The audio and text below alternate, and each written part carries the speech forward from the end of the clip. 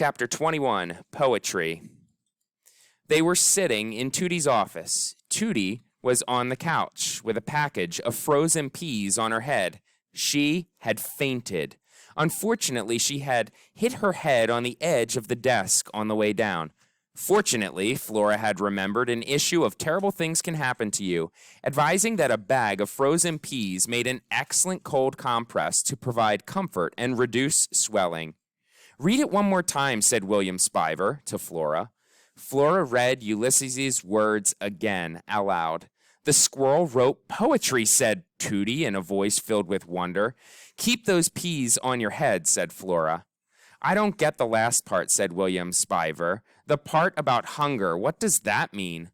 Flora turned away from the computer and looked at William Spiver's dark glasses and saw again her round-headed, pajamaed self reflected there. "It means he's hungry," she said. "He hasn't had any breakfast." "Oh," said William Spiver, "I see. It's literal." Ulysses was sitting on his hind legs beside the computer. He nodded hopefully. "It's poetry," said Tootie from the couch. Ulysses puffed out his chest the tiniest bit. "Well, it might be poetry," said William Spiver, "but it's not great poetry. It's not even good poetry." "But what does this all mean?" said Tootie. "Why does it have to mean something?" said William Spiver. "The universe is a random place." "Oh, for heaven's sakes, William," said Tootie. Flora felt something well up inside of her. What was it? Pride in the squirrel? Annoyance with William Spiver? Wonder? Hope?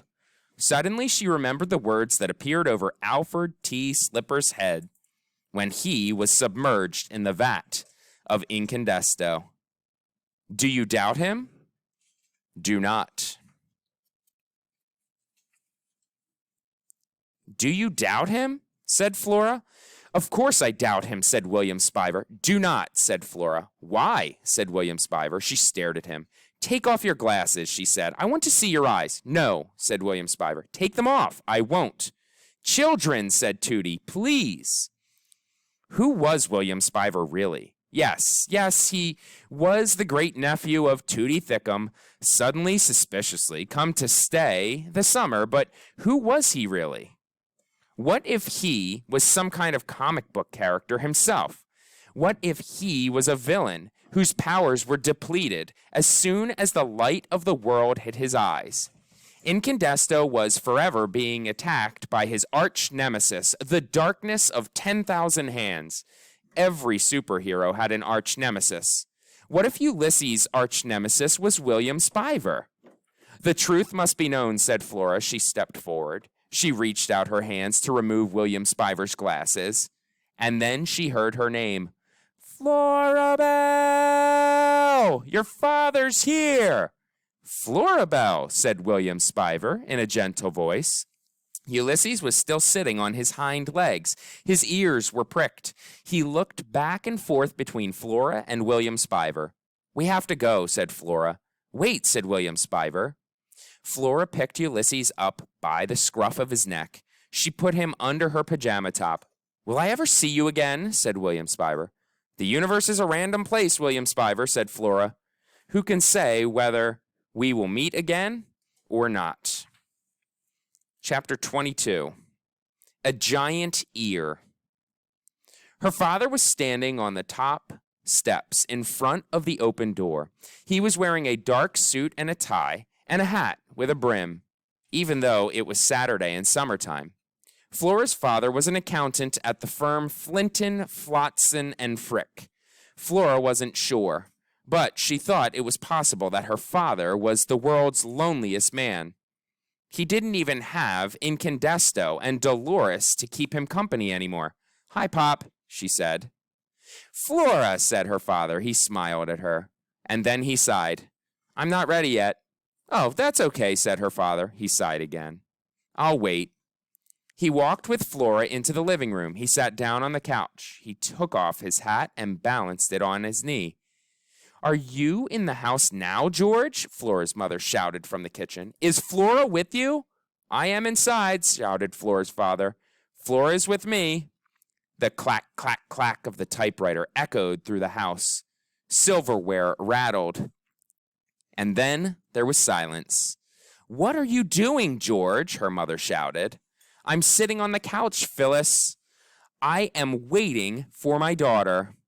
Flora's father moved his hat from his left knee to his right knee and then back to his left knee again. Ulysses shifted underneath Flora's pajamas. "What are you two doing today?" Flora's mother shouted. "I don't know, Phyllis." "I can hear you perfectly well, George," said Flora's mother as she came into the living room. "You don't need to shout." "Flora, what have you got under your pajama top?" "Nothing," said Flora. "Is it that squirrel?" "No," said Flora. "What squirrel?" said Flora's father. "Don't lie to me," said her mother. "Okay," said Flora. "It's the squirrel. I'm keeping him." "I knew it. I knew you were hiding something. Listen to me. That squirrel is diseased. You are engaging in dangerous behavior." Flora turned away. She had a superhero under her pajamas. She did not have to listen to her mother or anybody else for that matter. A new day was dawning, a girl with a superhero kind of day. "I'm going to go change now," she said. "This will not work, Florabelle," said her mother. "That squirrel is not staying." "What squirrel?" said Flora's father again. Flora went halfway up the stairs and then she stopped.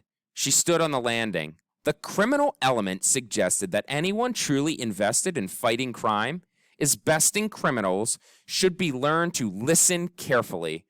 All words at all times, true or false, whispered or shouted, are clues to the workings of the human heart. Listen, you must. If you care to understand anything at all, become a giant ear.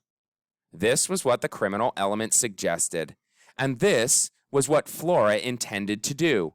She pulled Ulysses out from underneath her pajama top. "Sit on my shoulder," she whispered to him. Ulysses climbed up on her shoulder. "Listen," she said. He nodded. Flora felt brave and capable. Standing there on the landing with her squirrel on her shoulder, "Do not hope," she whispered. "Instead, observe." She took a deep breath and let it out slowly. She held herself absolutely still. She became a giant ear.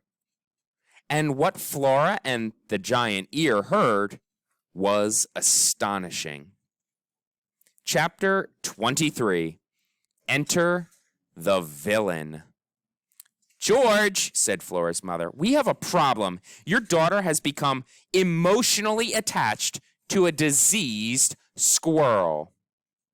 "How's that?" said Flora's father. "There's a squirrel," said her mother, speaking more slowly now, as if she were pointing at each word as she said it. "There's a squirrel," repeated her father. "The squirrel is not well. There's an unwell squirrel. There's a sack in the garage and a shovel." "Okay," said Flora's father. "There's a sack and a shovel in the garage." At this point, there was a very long silence.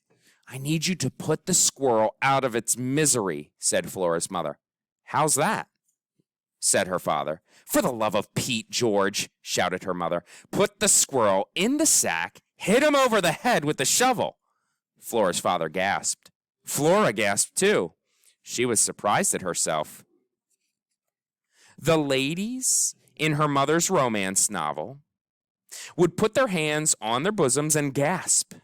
But Flora was not a gasper. She was a cynic. Flora's father said, "I don't understand." Flora's mother cleared her throat. She uttered the blood-soaked words again. She said them louder. She said them more slowly. "You put the squirrel in the sack, George. You hit the squirrel over the head with the shovel." She paused. "And then," she said, "you use the shovel to bury the squirrel. Put the squirrel in the sack, hit the squirrel over the head with a shovel," said Flora's father, in a squeaky, despairing voice. Oh, Phyllis, Phyllis, no." "Yes," said Flora's mother. "It's the humane thing to do." Flora understood that she had made a mistake in thinking that William Spiver was anybody important. Everything was coming into sharp and terrifying focus. The story was starting to make sense. Ulysses was a superhero, probably, and Phyllis Buckman was his arch nemesis, definitely. Wholly unanticipated occurrences.